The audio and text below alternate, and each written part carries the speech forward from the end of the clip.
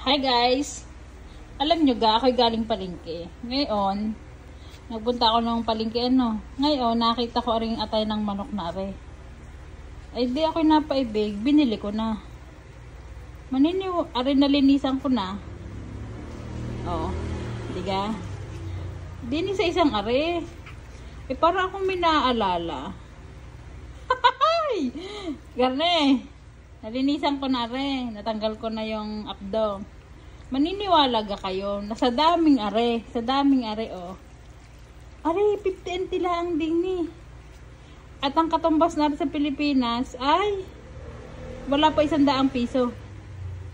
Alam nyo ga kung bakit? Kasi ang mga Taiwanese ga ay hindi mahilig sa atay. Hindi sila talaga mahilig kahit sa atay ng baboy mura. Minsan binibigay na nila yun ng libre kapag ikay bumili ng karning madami. Pero makakabili ka din ng 30 NT sa pera din Nagkakahalaga yun sa atin ng 50 to 60 gayon. 50 to 55.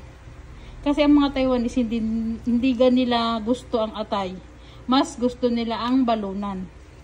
Ewan ko kung bakit, hindi ko alam. Basta yun ang kaya mura lang dito yun. Siya, wala. Share ko lang talaga. Pero talagang ako may naalala dito pag hinahawakan ko. And then, ang lambot-lambot. Hi, bye-bye.